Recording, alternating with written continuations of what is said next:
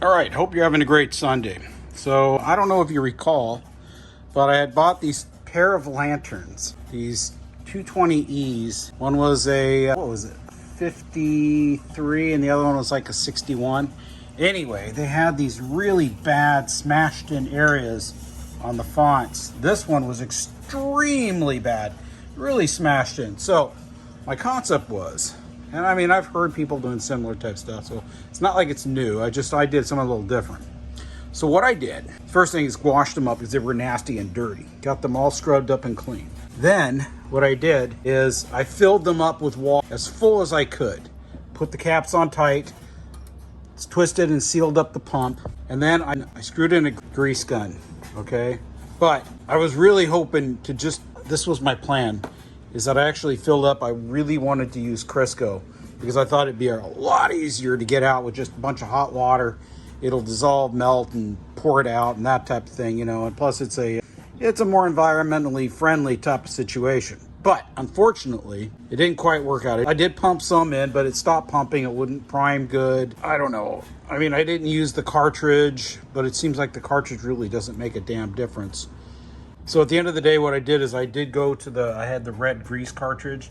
So I screwed it in and I was able to get it to reprime. I unscrewed it. I was able to reprime it. I screwed it in there and I pumped it up some more. And I was able to get the dent to come out. So the dent came out, which this was an unusable font. It was absolutely 100% unusable. In fact, I had ordered 2 replacement fonts. What did I order? I ordered, I think it was from Larry the Lantern Guy on eBay. I think one was, oh God, what was it? One was like, it was a 50s 220 font. The other one was, I think it was a 61. They were about in the same eras of these two that I thought were shot. And it's like, I mean, I was debating. It's like, yeah, maybe I can go and, fill it up with Bondo and sand it down, make it look pretty. But I said, nah, it's going to pop off after a while. It's like, it ain't going to work. Then I thought like, well, maybe I could build it up with epoxy and shape it and mold it. And I said, nah, I don't have one of those guns, spot welder guns where you put the studs and spot weld them on and then you get a thing and yank it. Don't have nothing like that. So I remember guys talking about getting dents out by filling the whole font, pumping it full of grease, which is absolutely insane to fill the whole font with grease. It would be outrageously hard to get it out. So I said to myself, well, if you fill out almost all of it with water and then you pump the remaining little bit with grease, you could probably get it out pretty easy, not too bad, especially if it was the Crisco. If it was the Crisco, it's like just boiling hot water, that stuff's gonna melt like butter, and you're gonna dump that right out. It's gonna come on out. But I had to use a little bit of red grease here at the end, so I'll probably end up dumping as much as I can, and I'll see what dissolves the red grease. I might be putting a little bit of charcoal lighter fluid in there or something like that, shaking that up to get out, but we'll get it out. But it's done, it's fixed. Look at that thing. You can see right here that ridge line where that whole thing popped up. Now this thing's under massive pressure. I'm gonna have to release this pressure in a little bit. And I gotta do this one right now. So let me go do this one. It's full of water right now. We're sealed up and we're gonna do it. So I'm gonna go ahead and see how this is gonna work out. I'm gonna gently release that pressure. Unscrew this right here. I'm gonna twist it shut. I'm going to unscrew this right here. Take this outside, gently open the knob and just kind of release that pressure. All right. We'll see you in a little bit. All right, well, we are on the second one. The first one, like I say, it popped it up a lot. But it's got a little bit. There's a little bit there. It didn't 100%. I wasn't about to push it any harder because it might blow the welds on this thing. I don't know. But now at least it sits pretty decent. When I sand it, paint it, you're not really gonna know. In fact, this one has a pretty darn decent logo on it. A little bit. Some noise over there. So we're gonna kind of put some solvent in there, shake it up, let it soak, pour it out, use a little simple grain. We'll get it out, whatever's there. It's not that much grease, but there's some in there. So we're gonna take care of that. This one here, I pumped it up. I don't want to go any further, too much further, but it's moved it up. It's definitely moved it up here. We are almost in a good situation now.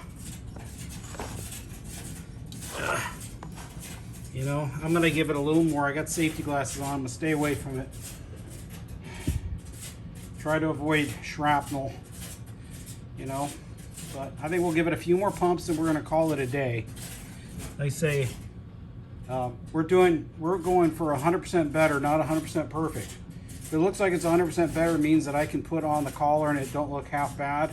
Then that's what we're going with. And once you paint it up and everything, most people ain't gonna notice anyway. But when they were smashed in, you could really notice it. So this effort, I mean, I don't know what a cartridge goes for now. It's probably looking at a grease cartridge for about 10 bucks. I used a little, like I say, I really wanted to go with the Crisco because I thought that would be a lot more earth friendly and I could just in the sink with really hot water melt it and pour it out, and it kind of worked. Maybe if I would have dumped everything out of the grease cartridge and filled up the Crisco into that grease cartridge, maybe it worked better, but I didn't really notice any difference when you use the grease cartridge in the grease gun or if you just filled the body up. It didn't seem like a whole hell lot of difference. I just think that the Crisco doesn't have enough consistency to continue a prime. It loses prime, but it's okay. The first one we got some Crisco in there, you know, on top of the water. So yeah, so I'm gonna go and give this a few more pumps. I can't really see out of these glasses that great, but you can see where it right here. I mean, it ain't 100% perfect, but I'm gonna give it a few more and then we're gonna call it a day on this one here, and then I'm gonna go and release the pressure on it and go back in with my wife, and we're watching, what are we watching? We're watching a series now called Tracked. There's 3 seasons. So I figure if it has 3 seasons, it's probably a pretty good series because they decided to make a second and a third one. So that's where we're at right now. And let me show you what else I got going here. So this was supposedly supposed to be my 1968 220F. That would have been like 1 month off from my birthday. I think this was supposedly supposed to be, it's either 7 or 8 of 68. It turns out when I read it, because it's stamped so small, that's a 69, but it's okay. 69 is a pretty damn cool year. I ain't gonna complain about that. I actually did see a June of 68 on the web right now, yesterday, when I was looking, or the other day when I was looking for replacement fonts for those ones I just fixed. And I found a June of 68, but the guy priced it high. So I was like, I don't know, I think this one was supposed to, I don't want to touch this thing too much. Yep, that's the way it works around here. Yeah, it's hard to see. We're in the sun here. Well, I can't see. I can't see shit. Sorry about that. Use of language. No, we don't like that. I kind of covered it up. Well, anyway, it was 8. Okay, there's the 8. Yeah, C69, which is still a good year. Man, 69 was a good year for muscle cars, Volkswagens. Everything was good in 69. I guess unless you were drafted in the Vietnam War or something like that. But anyway. All right, so these are painted up. I got some other parts for this lantern cleaned up. My eyes are burning right now. Got these all cleaned up. We got this cleaned up. So we're gonna put that one back together probably tomorrow. Let that font dry a little more. One thing I do with the fonts is that I give them like a day to dry, and then I mist them down a little bit of water because it's really dry out here. You want to get rid of that stickiness. Like if you have a paint that's not, sorry about that, I'm just drifting everywhere. If you have a paint that just doesn't seem to, it's still, when you let it dry for a couple days or whatever, and it just seems still sticky, just go and mist it with a little bit of water. You got a very dry environment. You need a little bit of moisture in there to get that thing dry. I'm telling you, it works. I saw on the internet, I tried it, and sure as hell, it works. All right, well anyway, before I completely blow grease and whatever else water up there, my ceiling with my spare tire and my garage door opener and a bunch of other stuff. Gonna pump it up a few more times. We're gonna call it a day, okay? All right, God bless you, and I'll let you know how it works out with getting that grease out of there, because I'm sure somebody else is going to put this situation in. One thing I will say is that, now this is for that smashed up, but this dent right here was bigger. It's improved it. Okay, I'm going to get a few more pumps. I would like to see this pop a little bit more, but I'm afraid I might hit the limits of this unit here. So we're going to gently just do a little bit more. You can see it's not 100% perfect. It's 100% better, not 100% perfect.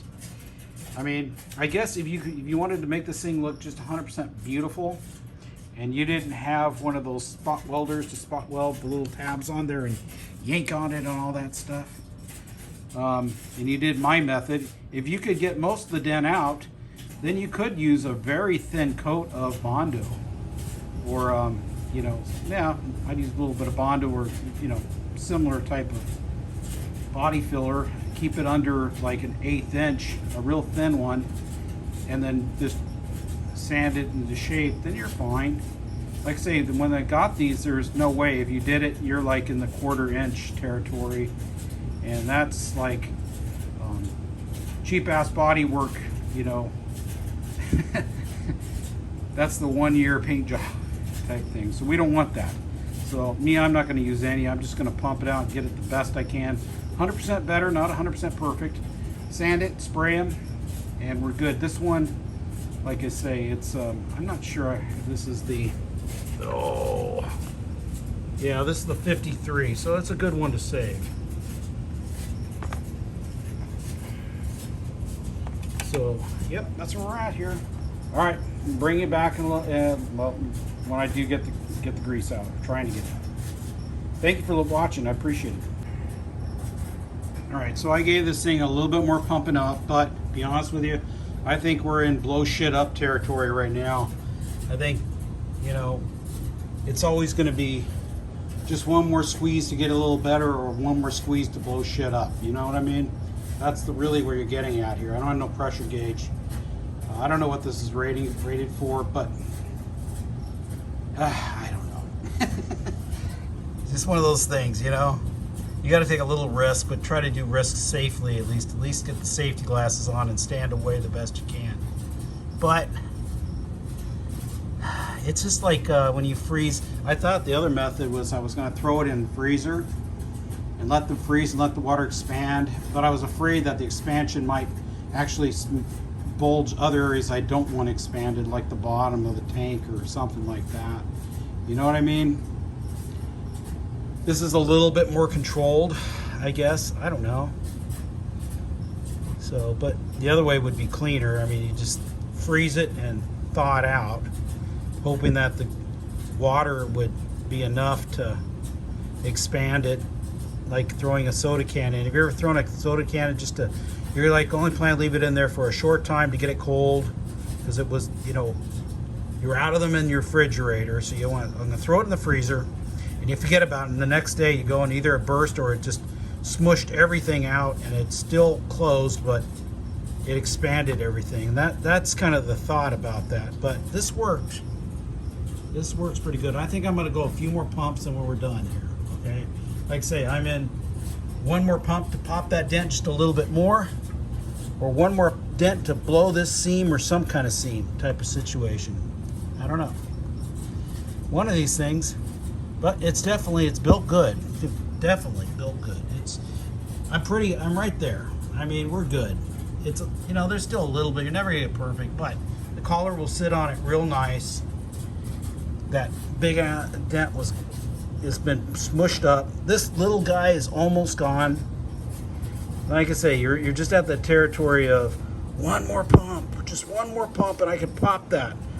But that one more pump is gonna blow that. It's like, you know, where's your limit? My limit is 100% better, not 100% perfect. All right, so I'm gonna give it a few more pumps and we're gonna call it a day. All right, God bless.